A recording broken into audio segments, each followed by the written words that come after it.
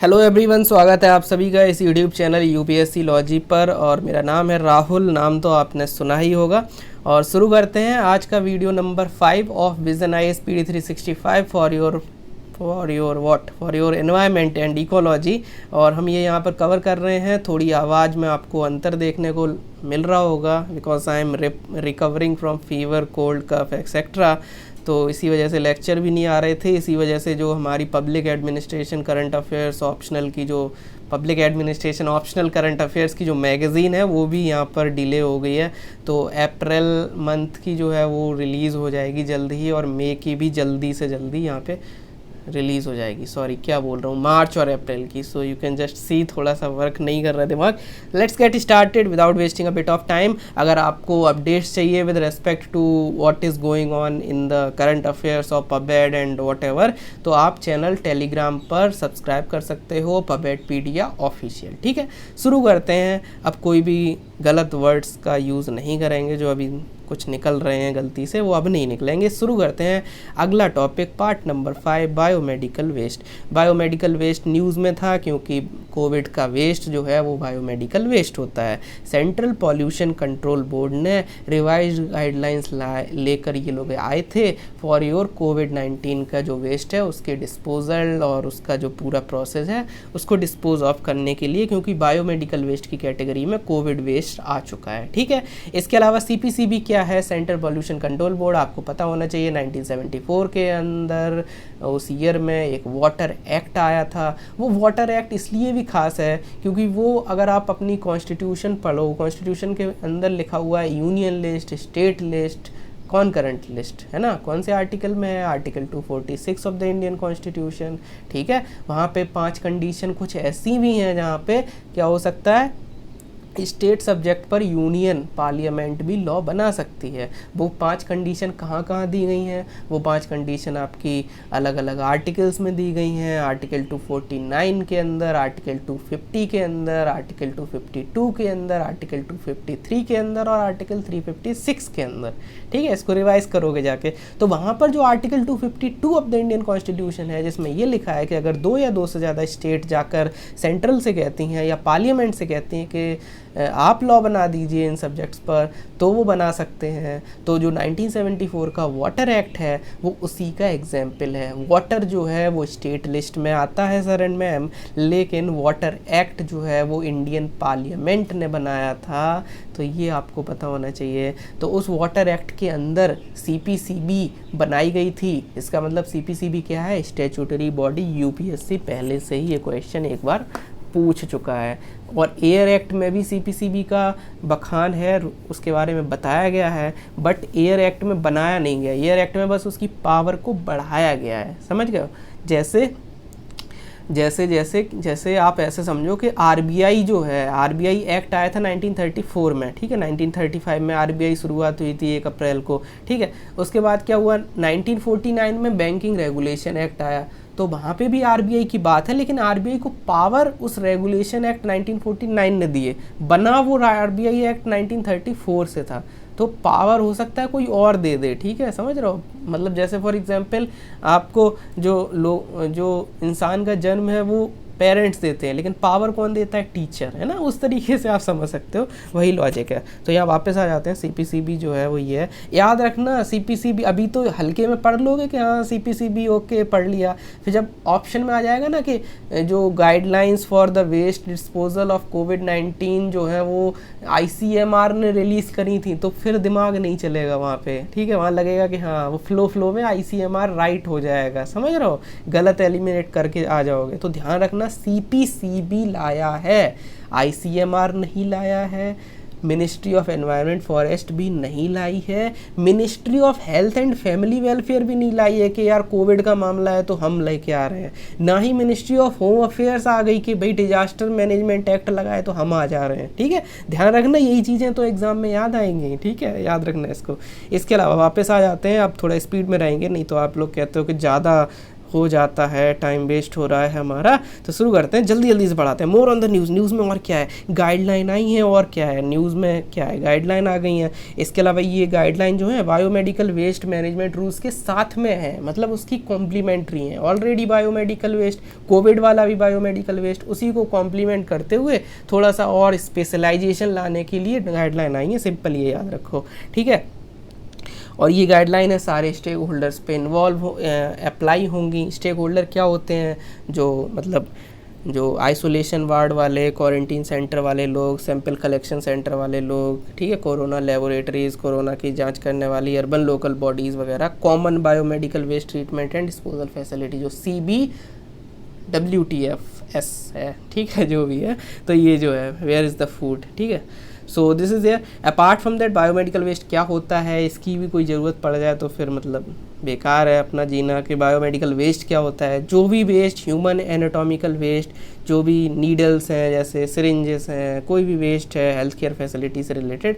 और अलग अलग आप पहले आप लोगों की बात करो कि मतलब कंपोनेंट्स की बात करो, नीडल, सिरिंज, जैसे फिर कह दो they also include all the stake holder. जैसे आप कह सकते हो कि डायग्नोसिस में जो चीज़ें हैं, ट्रीटमेंट के टाइम पे जो वेस्ट जनरेट होता है, वैक्सीनेशन इम्यूनाइजेशन के टाइम पे होता है वगैरह वगैरह, ठीक है। ब्लड बैंक का जो वेस्ट है, लैब का वेस्ट है वगैरह वगैरह, ठीक। गाइडलाइन क्या है, देखो सिंपल गाइडलाइन क्या है, कोई वेस्ट है, ज़्यादा रॉकेट साइंस पढ़ने की जरूरत नहीं है, वेस्ट है, वेस्ट को एक जगह से उठाना है, वहाँ उठा के दूसरी जगह ले जाना है, ले जाने के बाद डिस्पोज करना है। हर जगह कोविड की वजह से स्पेशलाइजेशन ला दो, यही आपकी गाइडलाइन है, कोई रॉकेट साइंस नहीं है। कलेक्शन के टाइम पर डेडिकेटेड ट्रॉलीज़ का यूज़ किया जाए, कलेक्शन बिन का यूज़ किया जाए, डेडिकेटेड हो हर चीज़। ऐसा नहीं है कि उसी में जैसे अभी नहीं होता कि गीला कचरा अलग डब्बे में और सूखा कचरा अलग डब्बे में। यही इमेजिन करो एक तीसरा डब्बा कोविड वाला डब्बा, ठीक, दैट्स इट। बस कलेक्शन के लिए डेडिकेटेड।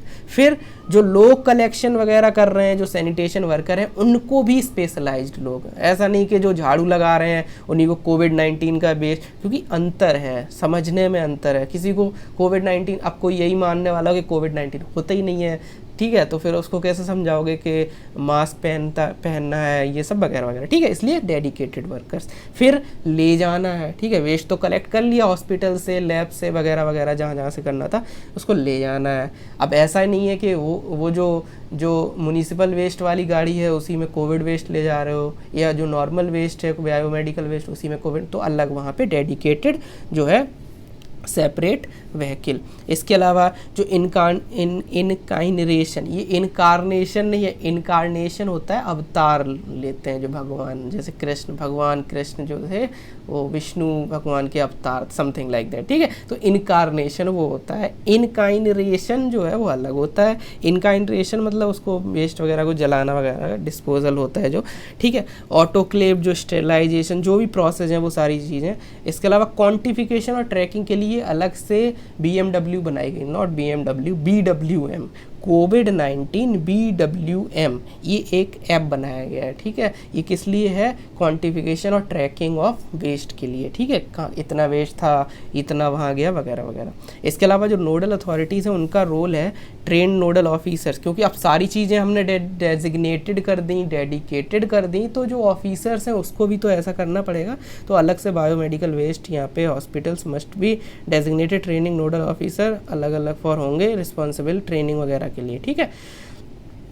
इसके अलावा बायोमेडिकल वेस्ट 2016 के जो हैं 2018 में अमेंड हुए थे। क्या क्या है इसमें, पहले प्री ट्रीटमेंट ऑफ वेस्ट है, जैसे मान लो कि वो जो प्लाज्मा या जो ब्लड चढ़ाने का जो ब्लड बैग था, वो ब्लड बैग का ब्लड तो निकल गया, अब उसमें थोड़ा बहुत जो भी है तो उसको प्री डिस्पोजल मतलब प्री ट्रीटमेंट, मतलब उसको डिसइंफेक्टेंट उसमें डालना, सैनिटाइज करना वगैरह वगैरह, ठीक है, सिंपल है। इसके अलावा phasing out of the chlorinated plastic, जो भी वेस्ट वगैरह जो होते हैं, क्लोरीनेटेड जो बैग होते हैं वगैरह वगैरह, क्लोरीनेटेड ग्लव्स, उन सबको फेज आउट करने की ज़रूरत है, क्योंकि क्लोरीन इज समथिंग जो हार्मफुल है, इसलिए। बेटर सेग्रीगेशन तो 4 कैटेगरीज में कि ह्यूमन वेस्ट अलग, एनिमल एनाटॉमिकल वेस्ट अलग, ठीक है, सॉलिड वेस्ट अलग, बायोटेक्नोलॉजी वेस्ट अलग। एक अभी न्यूज़ में एक मेंस के लिए एक टॉपिक चल रहा है, एक एजेंडा चल रहा है, दैट वन हेल्थ अप्रोच होना चाहिए। अभी क्या है, जूनोटिक डिजीज़ इतनी ज़्यादा हो रही हैं, लेकिन अगर आप ध्यान दोगे कि मिनिस्ट्री ऑफ एनिमल वाली जो एनिमल वेलफेयर वाली मिनिस्ट्री है उसके अंदर national animal disease control programme चल रहा है, इजंट इट। दूसरी तरफ हम चला रहे हैं अपनी हेल्थ मिनिस्ट्री के अलग अलग प्रोग्राम। तो हमें क्या करना चाहिए, जोड़ने की ज़रूरत है, क्योंकि कोविड-19 कैसे शुरू हुआ। कोविड-19 is a zoonotic disease. Zoonotic disease का मतलब कि एनिमल से ह्यूमंस में आई। अगर एनिमल को जब वैक्सीनेशन कर रहे हो तो कहीं ना कहीं आप ह्यूमन को बचा रहे हो उन डिजीज़ से, समझ रहे हो। अभी एवियन इन्फ्लुएंजा चला था H5N1 वगैरह, इसी का एक वेरिएंट H1N1 था जो स्वाइन फ्लू बोला है, मतलब समझ रहे हो। वो डिजीज़ यहाँ से वहाँ जा रही हैं, एनिमल से ह्यूमन की तरफ आ जाती हैं, उन्हें हम जूनोटिक डिजीज़ बोलते हैं। तो वन हेल्थ अप्रोच की ज़रूरत है ना, ये चीज़ एनालिसिस में आती है। तो वो तो जब आएगी तो आएगी, लेकिन आप यहाँ पे भी समझने की कोशिश करो कि already these things are something जो हम ध्यान दे रहे हैं। जैसे सेग्रीगेशन में कैसे लिख रखा है, untreated human anatomical waste, animal anatomical waste, अलग अलग करने की बात हो रही है। स्टोरेज ऑफ वेस्ट, तो कहीं ना कहीं कह सकते हो कि चीज़ें हैं लेकिन छोटी छोटी हैं, उनको बहुत बड़ी लेवल पर, मैक्रो लेवल पे हमें देखने की ज़रूरत है, ठीक है। तो आप कहीं ऐसे लिख सकते हो, जैसे क्रिटिकली एनालाइज वाला क्वेश्चन आ जाए तो ये तो हर कोई कह देगा कि हाँ ज़रूरत है, लेकिन आप कहोगे, अगर मान लो का आपको दूसरा पॉइंट लिखना है कि नहीं है तो हमें थोड़ा बढ़ाने की ज़रूरत है, तो आप यहाँ पे ऐसे ये पॉइंट डाल सकते हो कि हाँ देखो अगर ऐसा ना होता तो यहाँ पे सेग्रीगेशन की बात ही नहीं की जाती है, एक ही में भरे रहो, ठीक है, एनिमल ह्यूमन सबका, ठीक। तो ऐसा नहीं है यहाँ पे, ठीक, समझ रहे हो। तो वो भले ही कन्वीनियंस के लिए हो, कुछ लिए हो, लेकिन बस उसको हम कह सकते हैं कि हाँ इन चीज़ों को आगे ले जाने की ज़रूरत है। फेजिंग आउट ऑफ क्लोरीनेटेड बता दिया।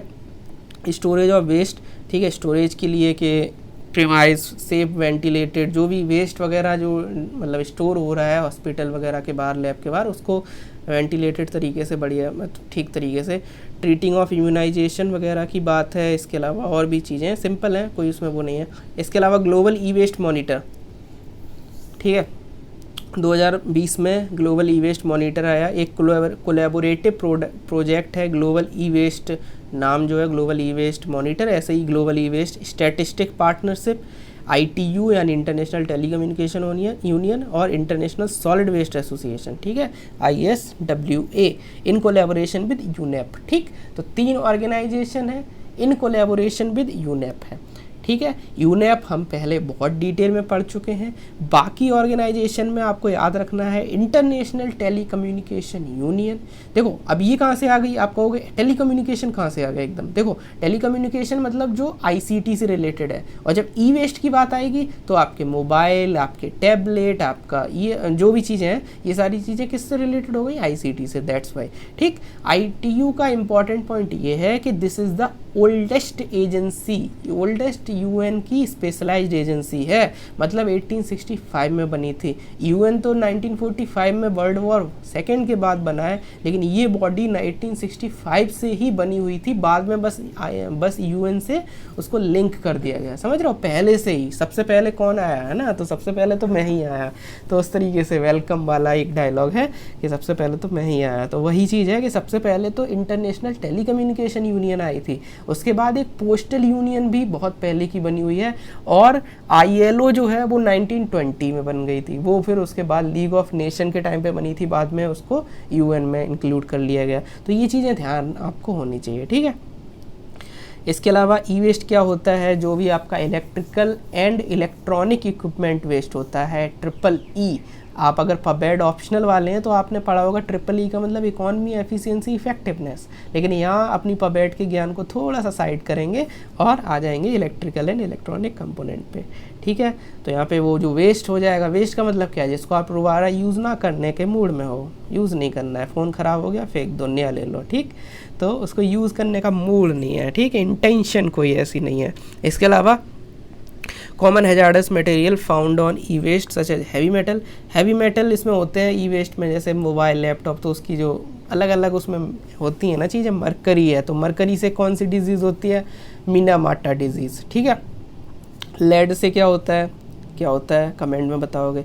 कैडमियम से क्या होता है, कैडमियम से इटाई डिजीज़ वगैरह हो जाती है कैडमियम से, ठीक है। न्यूरोलॉजिकल वगैरह भी और भी चीज़ें होती हैं, तो हार्ट वार्ट में भी दिक्कत, तो ऐसे बहुत कुछ होता है। इटाई तो होता ही है, बाकी और भी हो जाती हैं चीज़ें। तो ऐसे याद रखो इन चीज़ों का, क्योंकि साइंस एंड टेक में ये एंगल भी है एक कि किससे क्या होता है। इन्वायरमेंट का भी एंगल है ऑब्वियसली। इसके अलावा ई वेस्ट मैनेजमेंट रूल्स, जैसे अभी हमने देखा था प्लास्टिक वेस्ट मैनेजमेंट रूल्स, ठीक है, वैसे ही ई वेस्ट मैनेजमेंट रूल्स सेम रहता है हर चीज़ का कि सभी पर अप्लाई होगा। कलेक्शन मैकेनिज्म बेस्ड अप्रोच यहाँ पे है। ईपीआर यहाँ पे इंक्लूडेड है, याद रखना, ई वेस्ट मैनेजमेंट रूल्स में भी ईपीआर है और प्लास्टिक वेस्ट मैनेजमेंट रूल्स में भी ईपीआर है। ईपीआर क्या है पिछले वीडियोज़ में बता दिया था, ठीक है, प्रोड्यूसर रिस्पॉन्सिबिलिटी ऑर्गेनाइजेशन वगैरह। तो अब आप ये चीज़ याद रखिए कि यहाँ है। बायोमेडिकल वेस्ट में ईपीआर था क्या, प्रोड्यूसर रिस्पॉन्सिबिलिटी ऑर्गेनाइजेशन था क्या, तो आंसर इज़ नो। तो याद रखना कहाँ पे एक्सटेंडेड प्रोड्यूसर रिस्पॉन्सिबिलिटी का कॉन्सेप्ट है। यूपीएससी ऑलरेडी इस पर क्वेश्चन प्रीलिम्स में पूछ चुका है, तो इसको ध्यान रखना। It covered even components and spare part. तो अभी क्या है, देखो बायोमेडिकल वेस्ट में वो बात हो गई कि ये वाला वेस्ट, वो वाला वेस्ट, है ना, ये वाले कलर का डब्बा, रेड कलर का, येलो कलर का, ब्लू कलर का, ब्लैक कलर का। लेकिन यहाँ तो ऐसा कुछ है नहीं वेस्ट, यहाँ तो क्या है कि स्पेयर पार्ट्स का वेस्ट है, अलग अलग कंपोनेंट्स, इलेक्ट्रिकल, इलेक्ट्रॉनिक, तो उन चीज़ों के। यहाँ पे एक कॉन्सेप्ट है interest bearing deposit refund scheme, ठीक है, charge by the producer to consumer at the time of purchase. तो क्या है कि एक रिफंड स्कीम होगी, बाद में जब आप फ़ोन यूज़ कर लें तो आप उसको वापस कर दें, रिफ़ंड कर देंगे, हम आपको पैसा दे देंगे प्लस आपको कुछ इंटरेस्ट दे देंगे। तो एक डिपॉजिट रिफ़ंड स्कीम है। तो आप इन चीज़ों की यहाँ पे यूज़ किया, मतलब इनोवेटिव तरीके से कि आप ये फ़ोन ले जाइए, आपको इतने इंटरेस्ट देंगे, फ़ोन वापस रिफ़ंड कर दीजिएगा, ठीक है, मतलब उसी चीज़ को इंटीग्रेट जो मैंने अभी बताया था ना पिछले वीडियो में, एक्सटेंडेड प्रोड्यूसर रिस्पॉन्सिबिलिटी, उसी का एक तरीका है बस, और कुछ नहीं है। इसके अलावा pan India EPR authorisation by EPC भी यहाँ पे रिप्लेस, स्टेट वाइज जो अथॉराइजेशन होता था ईपीआर का उसको पैन इंडिया कर दिया गया, just to bring the uniformity. जैसे पहले स्टेट लॉकडाउन लगा रहे थे, जो पहला फर्स्ट वेव आई थी उस टाइम की बात बता रहा हूँ, पहले स्टेट लगा रहे थे, फिर सेंटर ने लगा दिया तो यूनिफॉर्मिटी आ गई। सेम अभी चल रहा है, अभी स्टेट लगा रहे हैं, अगर आगे सेंटर अगर यूनिफॉर्मिटी चाहेगा तो सेंटर लगा देगा, तो यूनिफॉर्मिटी आ जाएगी, समझ रहे हो। इसके अलावा फेज वाइज कलेक्शन और बाकी सारी चीज़ें हैं। Reduction in hazards substance, obviously common sense है वो, और पीआरओ मैंने पहले ही बता दिया है कि यहाँ पर है, ठीक। इसके अलावा sustainable processing of municipal solid waste, ठीक है। तो यहाँ पे क्या है कि जो CSIR है, centre for scientific and industrial research, ठीक है, तो जो CSIR है, इसने डेवलप्ड की facility that will help in achieving the decentralised decimation of solid waste and create value added end products. तो जो सॉलिड वेस्ट है उसको एंड प्रोडक्ट्स में कन्वर्ट करना यूजिंग द जो वेस्ट स्टफ है like dry leaves, dry grass etcetera, ठीक है। तो आपको ये याद रखना है कि PMSTIAC एक ऑर्गेनाइजेशन है, एक बॉडी है, ठीक है, prime minister science and technology innovation advisory council करके बॉडी है। उसके अंदर एक इम्पॉर्टेंट फंक्शनरी होते हैं जिसको हम प्रिंसिपल साइंटिफिक एडवाइज़र बोलते हैं, PSA टू प्राइम मिनिस्टर। जैसे नेशनल सिक्योरिटी एडवाइज़र होते हैं, बड़े ही फेमस पर्सनैलिटी हमारे देश के नेशनल सिक्योरिटी एडवाइज़र है ना, आपको पता होगा। तो ऐसे ही यहाँ पर एक कॉन्सेप्ट लाया गया प्रिंसिपल साइंटिफिक एडवाइज़र, मतलब साइंस के फील्ड में जो अलग अलग साइंटिफिक चीज़ें हैं वहाँ पे वो एडवाइस करेंगे प्राइम मिनिस्टर को। तो वो बॉडी है, उसके अंदर 8-9 मिशन चल रहे हैं, मिशन चल रहे हैं, मतलब जैसे उसमें से एक है वेस्ट टू एनर्जी, बाकी 8 कौन है आप थोड़ा सा इस पर रिसर्च करो ताकि आप उनको यूज़ कर सको। वैसे वो साइंस एंड टेक का भी पार्ट है, एनवायरनमेंट से रिलेटेड भी है, सोसाइटी से रिलेटेड भी है, बट आपको पता होना चाहिए कौन कौन से हैं। उनमें से एक है वेस्ट टू वेल्थ, यानी जो वेस्ट होता है उसको वेल्थ में कन्वर्ट करने का प्रोसेस। इसमें अलग अलग प्रोसेस हैं, जैसे पहला है plasma or gasification process. Simple सा डिफरेंस बस आपको पकड़ना है। तो प्लाज्मा आर गैसिफिकेशन प्रोसेस में क्या है, एक सिंपल आपका इलेक्ट्रिसिटी की हेल्प से हाई टेम्परेचर दिया जाता है और इलेक्ट्रिसिटी से प्लाज्मा जनरेट किया जाता है, इसीलिए से प्लाज्मा आर गैसिफिकेशन प्रोसेस बोल रहे हैं।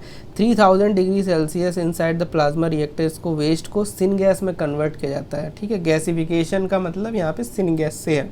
सिन गैस क्या होता है, CO+CO2+H2, ठीक है। यहाँ पे सिनगैस में एस का मतलब सल्फर नहीं है, ठीक है, ऐसे लिंक उल्टा सीधा मत कर देना। सिनगैस में CO है, CO2 है, H2 है। मैं बार बार बोल रहा हूँ, सिनगैस में CO2 है, CO है, H2 है, SO2 नहीं है और NO2 नहीं है और SF6 और कुछ नहीं है, ठीक है। याद रखना, CO है, CO2 है और H2 है, ठीक। H2O भी नहीं है, ये भी ध्यान रखना। सिनगैस में यही चीज़ें हैं। वेल्थ क्या है, सिनगैस जो है उससे हम क्या कर सकते हैं, इंजन वगैरह को चला सकते हैं और इलेक्ट्रिसिटी जनरेट कर सकते हैं। तो आप कहोगे कि इलेक्ट्रिसिटी से तो बनाया ही था सिनगैस, लेकिन कुछ अंतर आ जाता है, ज़्यादा एफिशिएंसी हो जाती है। Plus at the same time क्योंकि हम वेस्ट को हमने कन्वर्ट किया था, तो आप वो वेस्ट वो भी तो सोचो, अदरवाइज वो वेस्ट जो है वो पॉल्यूशन करता, तो हमने उस वेस्ट को यूटिलाइज भी कर लिया। और जब वेस्ट को जलाया था अभी सिनगैस बनाते टाइम, तो कुछ ऐश क्रिएट हुई होगी, उस ऐश को हम सीमेंट वगैरह में मिक्स कर लेंगे, समझ रहे हो। जो हमने पिछले वीडियोस में भी देखा था कि कैसे फ्लाई ऐश यूटिलाइजेशन वगैरह पर जो थर्मल पावर स्टेशन है वहाँ काम चल रहा है, वहाँ पॉलिसी है ministry of environment, forest and climate change, उन पर मतलब कुछ ना कुछ रूल आती है, तो उसी चीज़ को याद रखेंगे।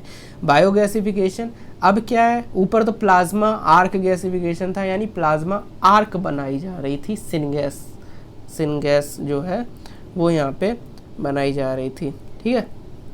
वेस्ट को सिनगैस में कन्वर्ट किया जाता था प्लाज्मा आर्क की हेल्प से।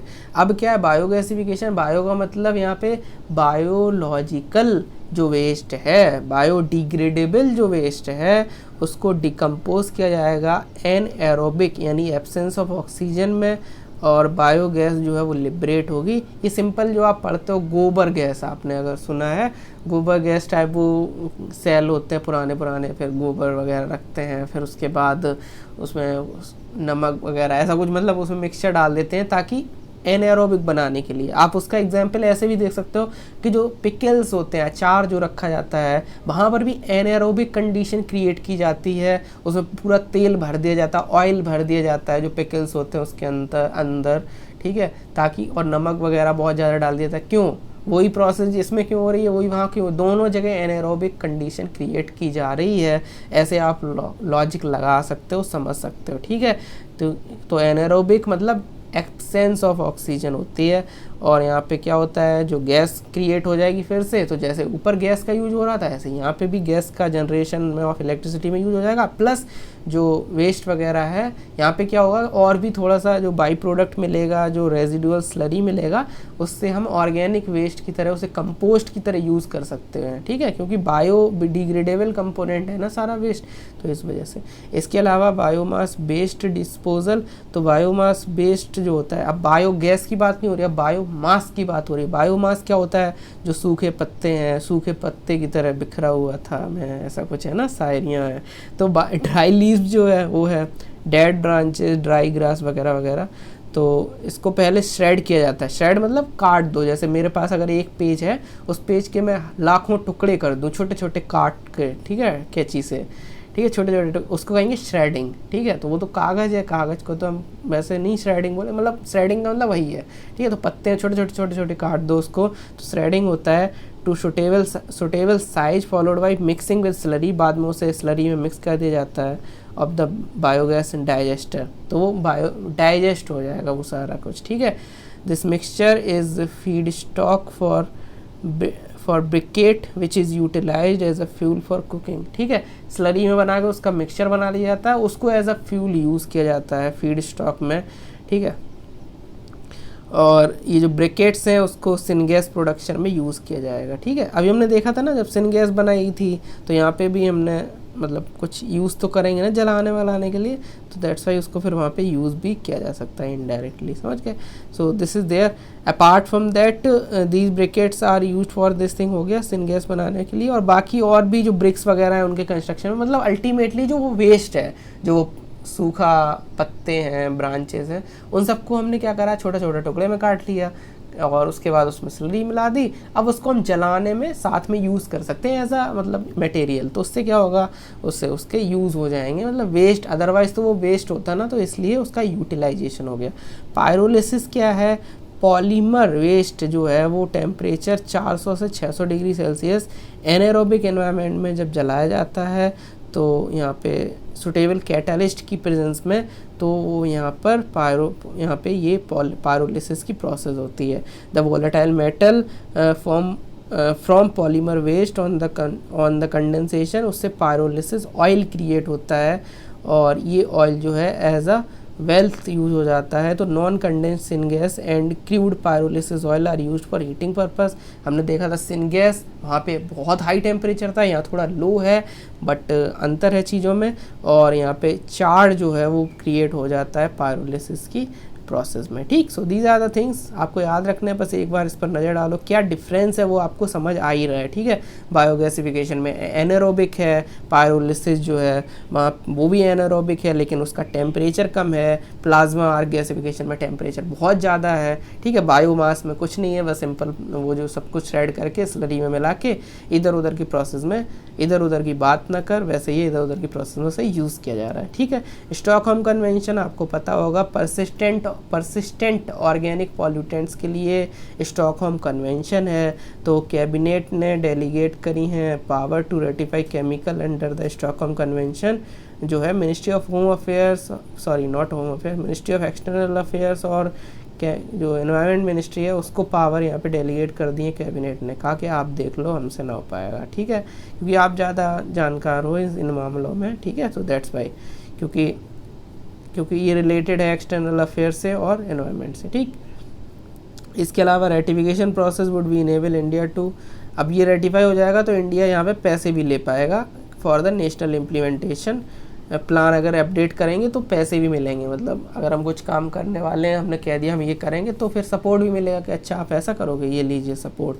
तो नेशनल इम्प्लीमेंटेशन प्लान को अपडेट करने के लिए जब इंडिया अपडेट करेगा स्टॉकहोम कन्वेंशन का, तो वहाँ से सपोर्ट भी मिलेगा, समझ रहे हो। तो क्योंकि टारगेट बनाओगे तो पैसा चाहिए, तो global environment facility will be there.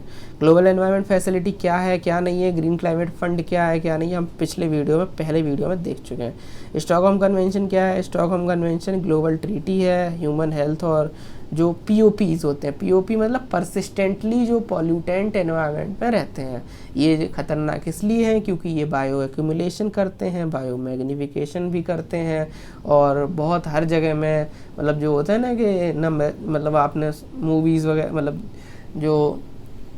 जो होता था ना, शिव जी वरदान दे देते थे, तो फिर क्या होता था कि मुझे कोई दिन में नहीं मार सकता, कोई रात में नहीं मार सकता, ऐसे हो जाते हैं ये POP।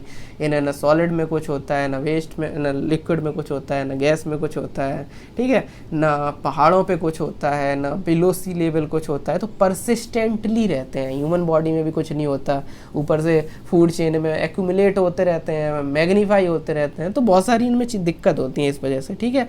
ये एक लीगली बाइंडिंग है।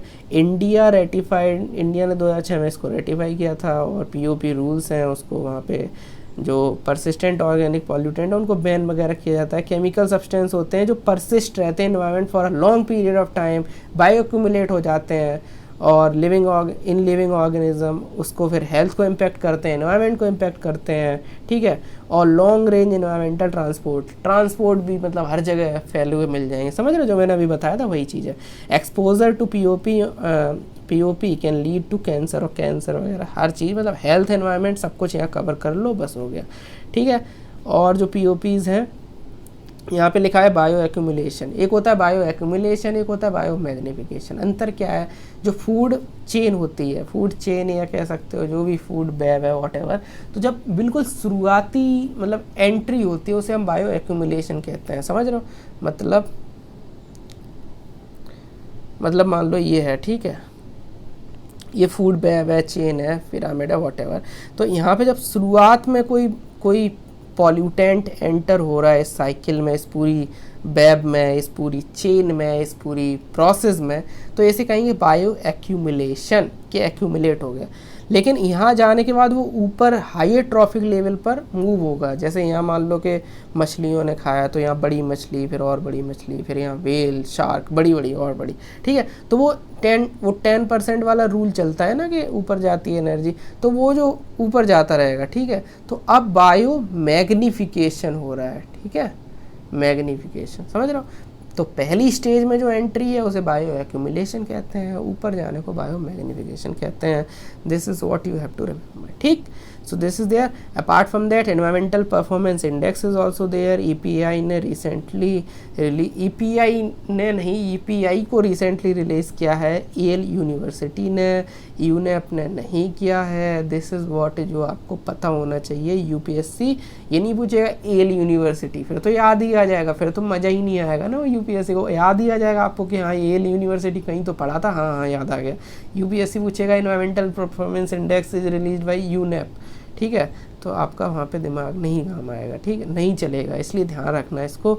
एनवायरमेंटल परफॉर्मेंस इंडेक्स इनका है। अच्छा, ब्रेन स्टॉर्मिंग कर लेते हैं। क्लाइमेट चेंज परफॉर्मेंस इंडेक्स किसका था भाई, बताओगे कमेंट सेक्शन में। और क्लाइमेट चेंज रिस्क इंडेक्स किसका था, वो भी बताओगे कमेंट सेक्शन में। हिंट आपकी ये है कि जब आप परफॉर्म करोगे तो आपके पीछे बहुत लोग खड़े होंगे, हमने सपोर्ट किया था, हमने सपोर्ट किया था, लेकिन जब आप रिस्क में होगे, फेलियर फेस करोगे तो कोई नहीं खड़ा होगा, ठीक है, कम लोग खड़े होंगे तो, लेकिन कम लोग, पेरेंट्स टाइप, तो एक ही लोग होगा, एक दो लोग होंगे, लेकिन परफॉर्मेंस के टाइम में बहुत ज़्यादा होंगे। तो ये अंतर है, हिंट दे दी है, बताओगे कमेंट में कौन रिलीज़ किया है ये परफॉर्मेंस और रिस्क वाले index. Environmental performance index Yale university लेकर आया था, बाईएनियल इंडेक्स है sir and ma'am. This is something जो आपको पता होना चाहिए। बाईएनियल मतलब 2 साल में एक बार आता है, ठीक है, इसको कंफर्म कर लेना यार, मैं थोड़ा कंफ्यूज हो रहा हूँ। बाईएनियल इंडेक्स है, ठीक है, 180 कंट्रीज़ यहाँ पे हैं, 32 परफॉर्मेंस इंडिकेटर्स है, 11 कैटेगरीज हैं। एनवायरमेंटल हैजार्ड, इकोसिस्टम वैलिडिटी वगैरह यहाँ पे यूज होता है। एपीआई रैंक 180 कंट्रीज एनवायरमेंटल, और मतलब ठीक है, एनवायरमेंटल हेल्थ और इकोसिस्टम वाइटलिटी बार बार रिपीट हो रहा है, बस environmental health, environment and ecosystem की बात हो रही है। ईपीआई जो है वो इंडिकेट करता है बेस्ट एड्रेसिंग जो एनवायरमेंटल चैलेंज को एड्रेस कर रही हैं कंट्रीज़, ठीक है। इंडिया की रैंक 168 है, लास्ट ईयर 177 थी, ठीक है। तो इससे क्या पता चला कि ये 2020 में आया है, ये 2018 में आया था, तो बाईएनियल का मतलब यही हो गया कि 2 साल में एक बार, ठीक है। सो 180 कंट्रीज़ में पिछली बार 177 थे, अब 168 हैं, मतलब बुरी तरह हम लोग बहुत पीछे चल रहे हैं, ठीक है। इंडिया का स्कोर जो है रीजनल एवरेज से भी कम है ऑन ऑल 5 पैरामीटर्स, जो पैरामीटर्स हैं उसमें इंडिया का स्कोर बहुत ख़राब सा है, और ठीक है, यही सारी चीज़ें सिंपल सा, बस थोड़ा सा आपको पता होना चाहिए कौन रिलीज़ करता है और इंडिया को डबल करना है, ये की फाइंडिंग है, इंडिया की रैंक और कौन रिलीज़ करता है और बाईएनियल है, यही दो तीन पॉइंट आपको पता होने चाहिए, ठीक है। So this is it, and इसी के साथ हमारा ये पूरा टॉपिक जो है ये ख़त्म होता है। 31 मिनट का ये वीडियो हो चुका है ऑलरेडी। अगले टॉपिक से हम बायोडाइवर्सिटी की बात करेंगे, और अब मैं स्पीड बढ़ा दूंगा अगले वीडियो में, बिकॉज यहाँ पे बहुत स्पेसिफिक चीज़ें हैं, मतलब लाइक IUCN स्टेटस वगैरह, जो स्पीसीज़ का पूरा टॉपिक है कि लेपर्ड का स्टेटस क्या है, लेपर्ड का हैबिटेट क्या है, लेपर्ड कहाँ मिलता है, ये सारी चीज़ें होंगी हर किसी की। स्नो लेपर्ड के बारे में भी सेम लॉजिक, फिर एशियाटिक लॉयन। तो मुझे ज़्यादा उसमें रॉकेट साइंस नहीं है, वो सिर्फ फैक्चुअल चीज़ें हैं, मुझे बस आपको याद कराने की जो मेरी तरीके होते हैं, जो मैं ब्रेन स्टॉर्मिंग इधर से उधर घुमा घुमा के कान पकड़वाता रहता हूँ, तो वो मैं करूँगा, और जल्दी जल्दी आपको याद करवाने की और तैयार करवाने की कोशिश करूँगा इन टॉपिक्स में, ठीक है, कि ग्रेट इंडियन बस्टर्ड है तो कैसे वो इम्पॉर्टेंट है हैबिटेट के लिए, और बाकी सारी चीज़ें उसकी इमेजिनेशन के थ्रू आपको सारी चीज़ें याद करवाने की कोशिश करूँगा। अभी के लिए बस इतना ही, क्योंकि एक बार रिकॉर्ड कर रहा था, एक वीडियो 20 मिनट का बर्बाद हो गया था, फिर दोबारा रिकॉर्ड किया, तो 1 घंटे से मैं बोल रहा हूँ, आपको भले ही आधे घंटे का वीडियो मिल रहा है, लेकिन मैं 1 घंटे से बोल रहा हूँ, तो गला बिल्कुल चौक हो रहा है, और अभी अच्छी हेल्थ भी नहीं है इतनी, तो I will try to cover the things in a next video, in our next video. तो तब तक के लिए बस सुरक्षित रहिए, कोविड-19 बहुत बुरी तरीके से फैल रहा है, ध्यान रखिए अपना, तैयारी करते रहिए, वीडियोस देखते रहिए, अगर थोड़ी हेल्थ डाउन है तो भी वीडियोस देखते रहिए। मेरा वीडियो देखो मत देखो कोई ज़रूरी नहीं है, लेकिन अगर तबीयत डाउन है तो भी आप वीडियोस देखते रहिए और पढ़ते रहिए थोड़ा थोड़ा सा, और आइसोलेटेड रहिए अगर कोई इशू है, अदरवाइज़ ध्यान रखिए, अपनी फैमिली का ध्यान रखिए और पढ़ते रहिए, बस यही कहूँगा। This is it for the day. अब हम अगले वीडियो में स्पीड बढ़ाने वाले हैं। Thank you so much.